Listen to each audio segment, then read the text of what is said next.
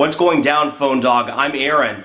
And you know, the Samsung Vibrant wasn't that bad of a device when it came out. 1 GHz Hummingbird processor, 4-inch Super AMOLED display. It was definitely a competitor in the Android smartphone arena on T-Mobile. But then the G2 came out and the MyTouch 4G came out, kind of gave it a run for its money, and you know, some would argue that those are better devices. Well, Samsung took it to heart. They've re-released the Vibrant, but given it a different name, Samsung Galaxy S4G. It has some improvements, but how does it stack up to a device like the G2? We're going to do a dogfight and find out. So you have, on one hand, you have the Samsung Galaxy S4G, same processor, same display, same camera, but they added a front-facing camera, a revised battery door, Android 2.2 out of the box, and a bigger battery. You know, on the G2, 800 megahertz processor, 3.7-inch display, 5-megapixel camera as well, different build, and then of course you have your physical keyboard. Which one's going to win? Which one's the winner in the dogfight? Well, you're going to have to watch the video to find out. Special thanks to our friends at Best Buy Mobile. They hooked us up with two of these.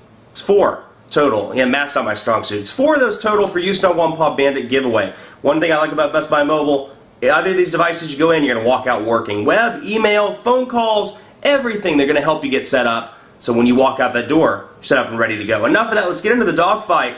Woof woof G2. Woof woof Galaxy. Woof woof.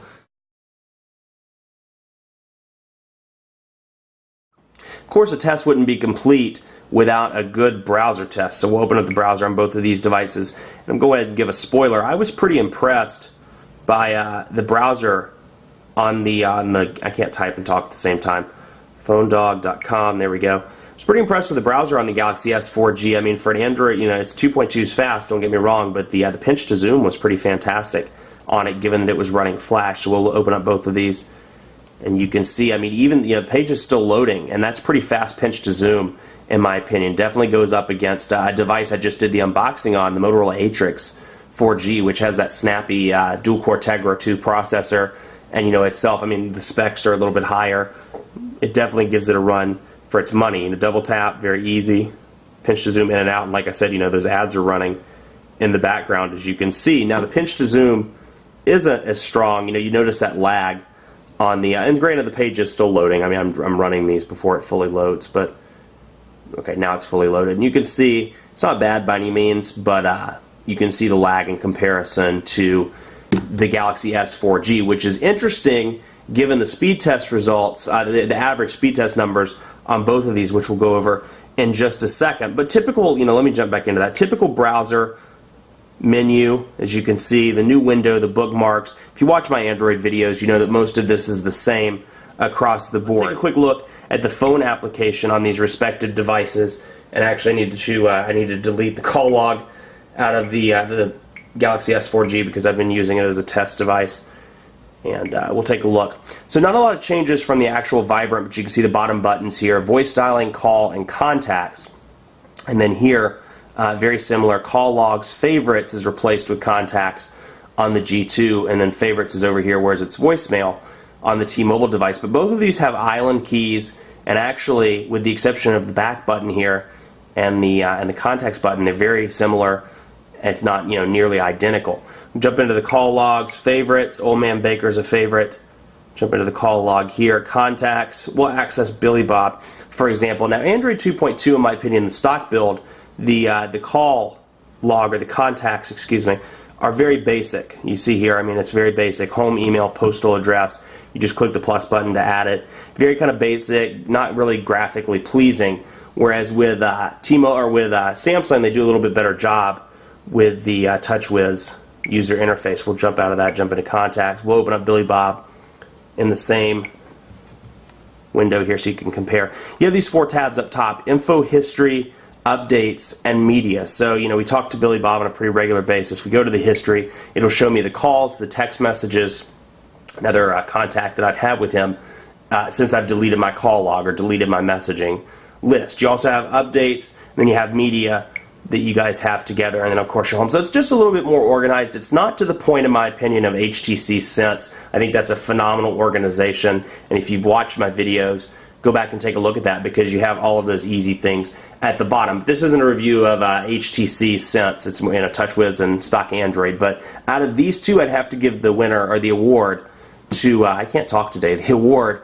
to the Galaxy S4G, just in terms of organization. I have to point out an application on the Samsung Galaxy S4G. There's a program called Drive Smart, which comes with it. You know, and I'm a big advocate against text messaging while driving or using your phone, you know, outside of Bluetooth calling while driving. And this is a cool program because it gives you the ability, when enabled, somebody calls you, you can enable an auto response via SMS where it's like, hey, I'm driving, you know, call me back in 20 minutes, or hey, I'm driving, I'll call you back when I'm stopped and ready to talk, you know, I'm off the road. So it's a cool program. Drive Smart Plus actually allows automatic driving detection, so it detects when you're driving, good for your kids or, you know, first-time drivers. But the one that comes out of the box is still a pretty functional application, in my opinion. So kudos, you know, to Samsung, T-Mobile, and Drive Smart for putting that on the device. Cool program. Nice to see that actually coming out on some of these devices. Now back to the actual hardware part of the Dogfight. I know I'm kind of jumping around. The biggest difference in terms of camera, both have 5 megapixel cameras. The G2 has a flash. The Galaxy S4G does not. But the difference here, the Galaxy S4G has a front-facing camera for video calling. The G2 does not. So it's going to be dependent on what you want to do. If you're, you know, video calling all the time, or you want to take those self-portraits as MySpace pictures, or do people still use MySpace? Or, you know, or Facebook, or whatever it is, you know, that you want to take pictures of, you know, send them to your friends and do stuff like that. The front-facing camera may be something you're interested in. If not, you know, the flash is more important to you. The G2 is the better device. Let's do a quick look and a quick comparison of the cameras on these devices. And, you know, I'd recommend taking it outside for a more detailed camera test and or checking out my 720p test actually on both of these devices, the G2 and the Galaxy S4G. They're both on YouTube. Now, the one thing I like about this, it does have a physical camera button, so you can half press it to zoom in, as you can see, or autofocus. And then once Pepcom's autofocused, I can snap the picture. And then on this one, you can still do it, but you have to press and hold the camera button. And once you press and hold, you're kind of stuck. And there you can see the Pepcom. Now let's look at a comparison. You know, at least for me, the Super AMOLED display is a huge part of this and making it look better. I mean, the Super AMOLED display is absolutely beautiful. It's 4 inches, so it's right there in that sweet spot between 4.3 and 3.7. But to me, just comparing these comparing these in real life, I'd give the G2 the slight edge. I mean, this green is a little bit oversaturated, and you know, this looks like a more realistic picture to me. It looks like how it actually looks in real life, as opposed to this kind of saturated, washed out, shiny looking version. So I would give the test, an unofficial camera test, I would give it to the G2. Now the camcorders on both of these, like I said, have been decent. The HTC, I give the edge to the HTC or the G2 as well, just because audio quality is better on the G2. The actual video quality, like I said, was good on the Galaxy S4G. The audio quality was absolutely terrible. Let's do some speed tests. Jump into those, because it wouldn't be a review or a Dogfight. Cannot talk today. A Dogfight without a quadrant standard and a speed test. Let's jump into quadrant standard and run those benchmarks. And, you know, honestly, with both of these devices, call quality has been very good. The earpieces are loud. I've had to actually had to turn down. Funny thing, I had to turn down the earpieces on both of these after extended testing because it's pretty loud. And you know, I like the feel of the Galaxy S4G in the hand. It's less bulky than the G2, but you know, for people that need that physical QWERTY keyboard because they email on a regular basis, the G2 may be the device for you. So it's trade-off between bulkiness and having the physical QWERTY keyboard, or something that's thin and not having the physical QWERTY keyboard. They both have Android 2.2. TouchWiz, you know, I definitely see the use for it. I have recommended it to several people and will continue to recommend it. But for personal use, you know, TouchWiz isn't my thing. I wouldn't use it on a regular basis unless they kind of refine it a little bit. It's kind of like Moto Blur. I'm not a huge fan of Moto Blur, but Motorola's applications platform, it's pretty useful. So it all depends on how they refine and how they change it. Service call failed. Let's try that again. Okay, finally, sorry about that. I don't know why Quadrant Standard was having such an issue with the G2. But you can see the score is 1018 on the Galaxy S4G to 1347 on the G2. So the G2 does run faster. And you know, you really see it in everyday tasks. You know, the Galaxy S4G, at least for me in testing, it has hung up and kind of lagged from time to time. Like the buttons, the capacitive buttons will freeze up, and others. So it does at least on the speed test front, the quadrant standard front, the G2 is the winner. Let's jump really quickly into network speed tests to get an idea of, they're both running T-Mobile, and they're both HSPA Plus capable, though this is HSPA Plus 21 megabits per second capable. So we'll see, just to get a rough comparison of the differences here. We'll throw this one on Charlotte. Let's see if we can find, yep, there we go, perfect. Done. Begin, and we'll see which one is the winner. Let's see here. And to its credit, the Galaxy S4G has done a fantastic job. I've reached peak download speeds between 5 and 6 megabits per second.